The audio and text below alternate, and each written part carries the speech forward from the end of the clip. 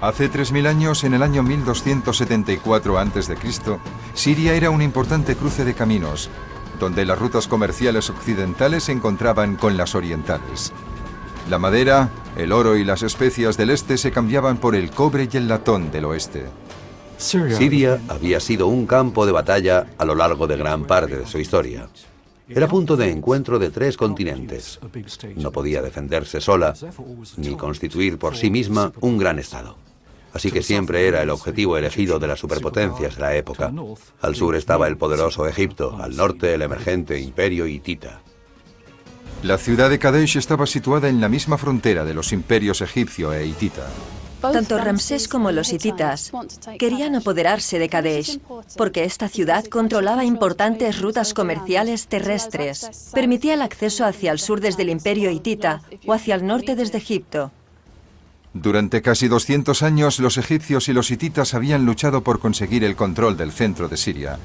El feudo de los hititas se encontraba en las tierras altas de Anatolia, en la actual Turquía. Egipto era un reino del desierto, totalmente dependiente de la extensión de tierra fértil junto al río Nilo y que sobrevivía gracias a las inundaciones anuales. Egipto estaba gobernado por el faraón, que era como un dios en la tierra. Fue el primer estado centralizado de la historia. En realidad era bastante aislacionista respecto a otras potencias. Los extranjeros eran considerados inferiores y se tenían bajo control. En el año 1482 a.C., el faraón Tutmosis III había vencido a los hititas en la gran batalla de Megido. Pero la mayoría de las confrontaciones eran a escala mucho más pequeña y las grandes contiendas militares eran poco frecuentes. En 1279 a.C., Ramsés II, de 25 años, se convirtió en faraón de Egipto. Ramsés II es un personaje totalmente fascinante y dejó su huella por todo el Nilo. Era famoso por inscribir su nombre en todo, por levantar monumentos y por esculpir estatuas. Incluso se conserva su cuerpo, así que sabemos muchas cosas sobre Ramsés. Conocemos su aspecto físico porque su momia se ha conservado. Era alto para un egipcio, 1,70 m, y podría haber sido pelirrojo, como resultado del matrimonio de algún antepasado suyo con alguien de origen asiático. Ser faraón era algo incomparable. Eras un semidios, no eras solo un ser humano. A la vez eras el hombre más rico del mundo y el más poderoso. Ramsés ya tenía gran experiencia militar. Cuando era un joven príncipe, había luchado junto a su padre, Seti, en Libia y Siria. Seti había capturado la ciudad estratégica de Kadesh, pero esta había vuelto a manos hititas. Si se apoderaba nuevamente de Kadesh, demostraría que era un gran guerrero, tan grande como su padre, y además tendría acceso a las rutas comerciales entre Oriente y Occidente. Ramsés era un hombre joven para quien el horizonte no tenía fronteras. Decidió hacer lo que su padre no había podido lograr. Iba a conseguirlo. Poseía toda la ambición propia de la juventud. Ramsés II era un hombre joven con mucha ambición. No solo quería ser faraón, quería ser el faraón más importante que hubiera existido y existiría. Quería que los dioses supieran que él era el faraón más grande de todos los tiempos. El rey hitita Muwatalli, por su parte, tampoco llevaba mucho tiempo en el trono. Y se enfureció cuando Ramsés afirmó que iba a recuperar Kadesh, porque consideraba que le pertenecía.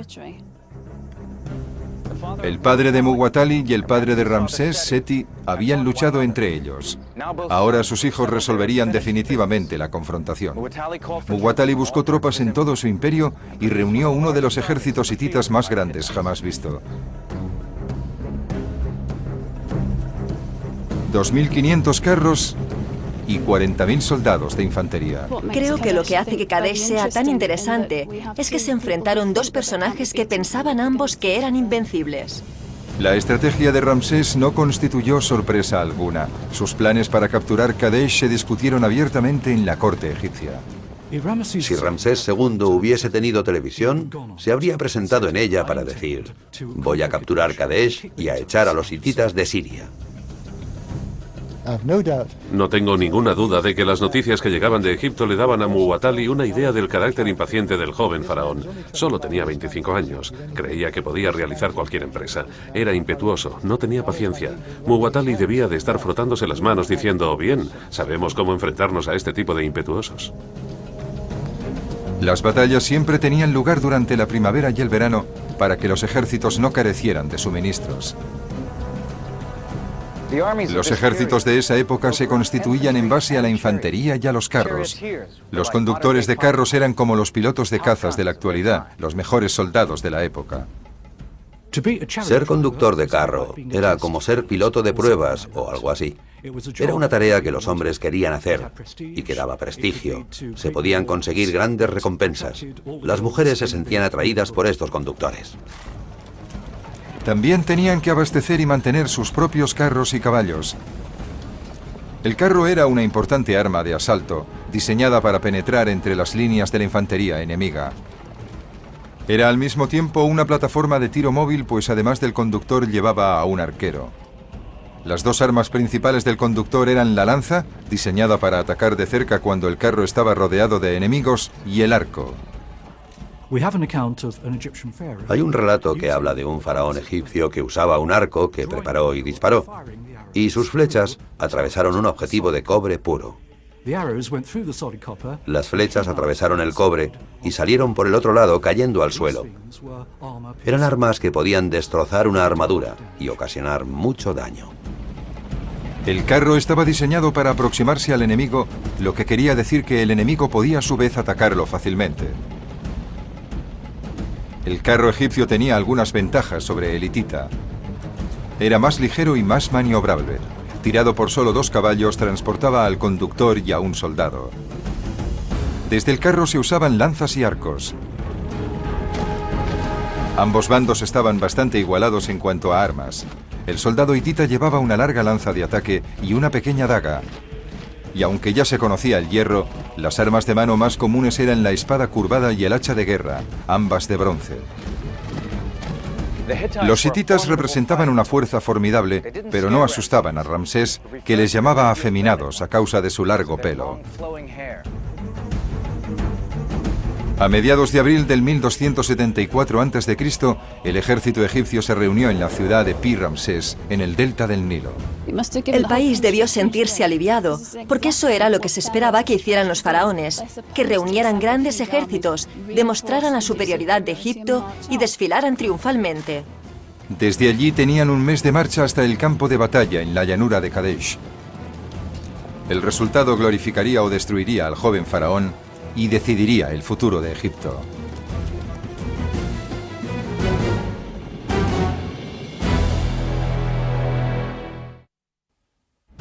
Año 1274 a.C., Ramsés II, el faraón guerrero de Egipto, se dirigía al encuentro del imperio hitita. Estaban en juego los tesoros de Siria y la seguridad de Egipto. El ejército egipcio se dividía en 4 cuerpos. Cada uno tenía 4.000 soldados de infantería. Otros 1.000 hombres se ocupaban de los carros de cada uno de los cuerpos. En la época de Ramsés, el ejército egipcio se dividía en 4 grandes cuerpos. Llevaban el nombre de algunos de los principales dioses del reino. Los cuerpos eran los de Amón, de Tebas,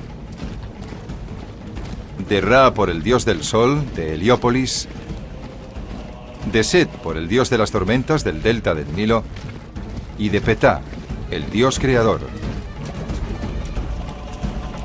Cada cuerpo estaba dirigido por un general con el faraón como comandante en jefe. En la batalla, esos hombres formaban una especie de falange, con las tropas experimentadas en la vanguardia y los nuevos reclutas en la retaguardia. Al marchar, los cuerpos no se agrupaban juntos como un solo ejército, sino que se movían como unidades independientes durante kilómetros y kilómetros, a menudo por el desierto. Este sistema había evolucionado porque los egipcios casi nunca libraban grandes batallas. Sus guerras cortas y localizadas solían librarlas con un solo cuerpo. Además, separadas en una zona amplia, era más fácil para el ejército alimentarse de lo que el terreno proporcionaba. Los regimientos de Amón, de Ra, de Petá y de Set Necesitaban cada uno un radio de unos 2 o 3 kilómetros mientras atravesaban Canaán y Galilea.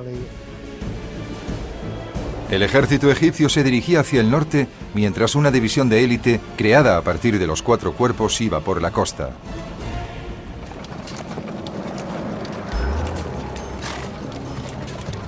A finales de mayo, Ramsés estaba a solo una jornada de camino de Kadesh.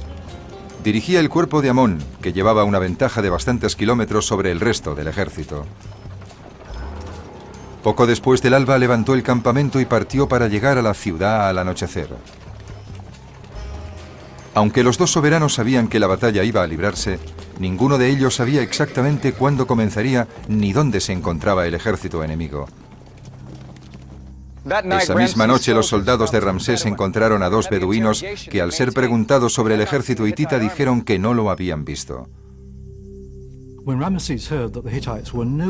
Cuando Ramsés supo que los hititas no estaban cerca, creyó que sus mejores deseos se habían hecho realidad. Allí estaba Kadesh. Podía entrar y tomarla. Ramsés se sintió aliviado. Tenía tiempo suficiente para que sus hombres comieran y descansaran y esperar la llegada de los otros cuerpos. Montó su tienda y se sentó en un trono de oro. Pero le aguardaba una gran sorpresa. A la mañana siguiente sus hombres capturaron a 2 exploradores hititas que al principio se negaron a hablar. Pero tras un duro interrogatorio fueron llevados ante Ramsés y confesaron la verdad. El ejército hitita no estaba a días de distancia. Eran más numerosos que la arena a orillas del río y estaban esperando tras una colina cercana. Ramsés quedó horrorizado. Los hititas estaban tan cerca que podían atacarle y él solo disponía de un cuerpo de tropas. 5.000 egipcios contra Muwatalli y sus 40.000 hititas. El hecho de saber lo que ocurrió a continuación es lo que hace que la batalla de Kadesh sea tan importante. Esta batalla es la más antigua confrontación bélica documentada que podemos reconstruir con total precisión. Un poema de la época del faraón contiene un relato de la campaña de Kadesh, y los muros de aquí, del Ramesseum en Luxor, están cubiertos de escenas de la contienda.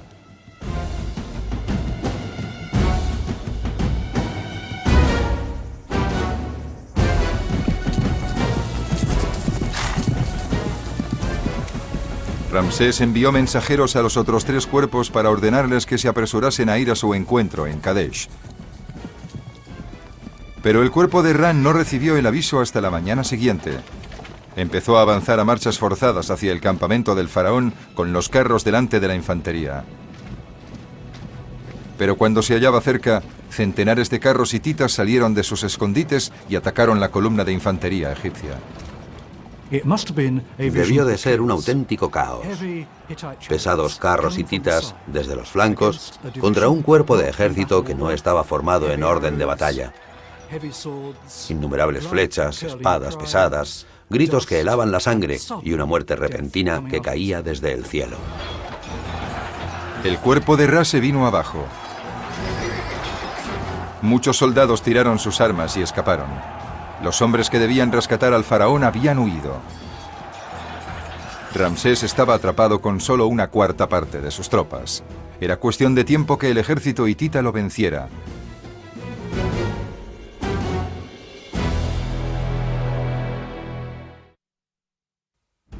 Año 1274 a.C., el faraón egipcio Ramsés II luchaba contra el imperio hitita por el control de Siria.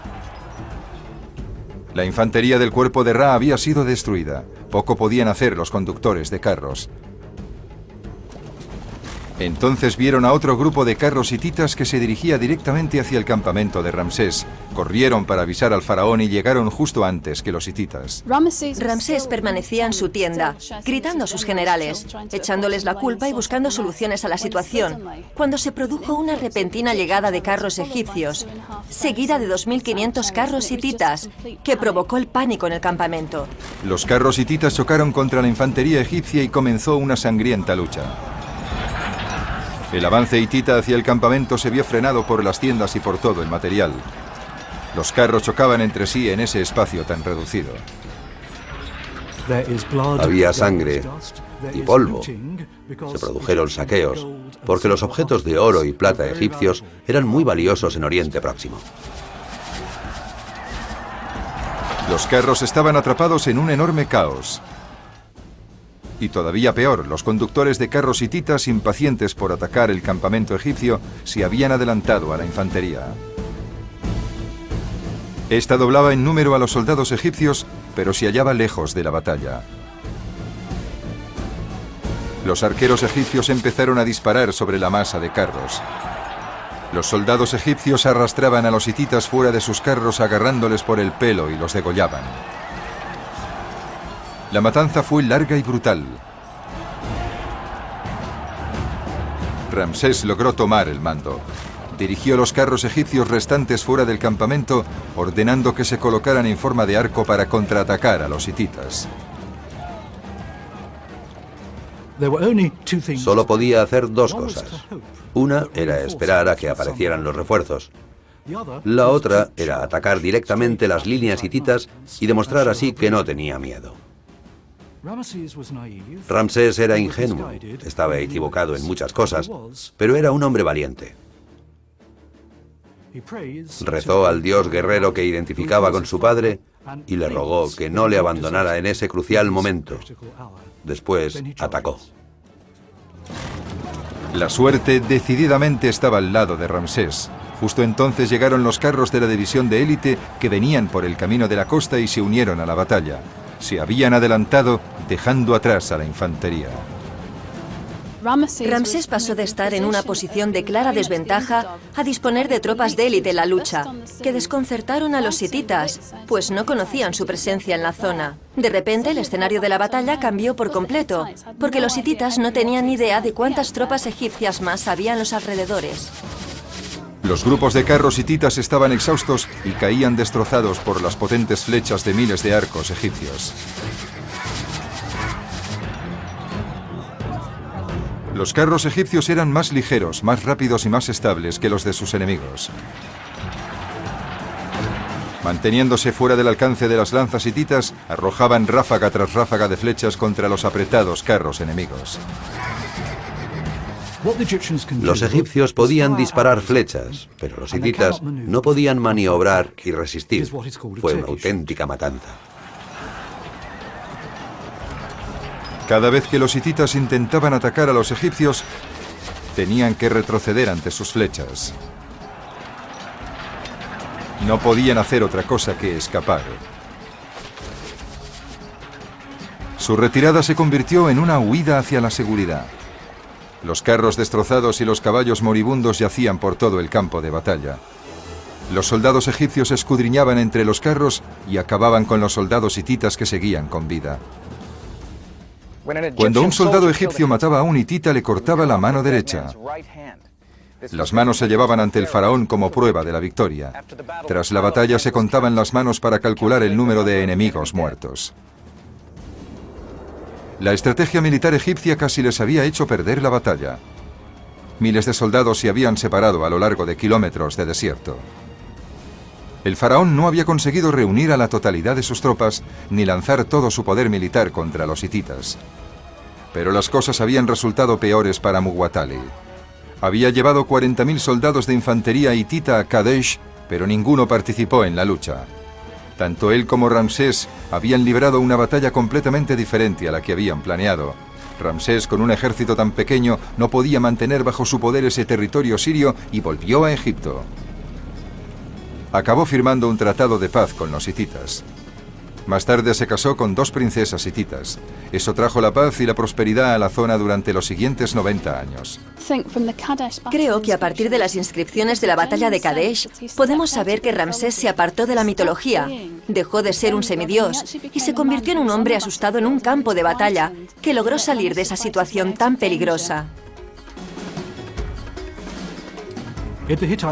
Si los hititas hubieran vencido, toda la zona de Palestina habría caído en su poder.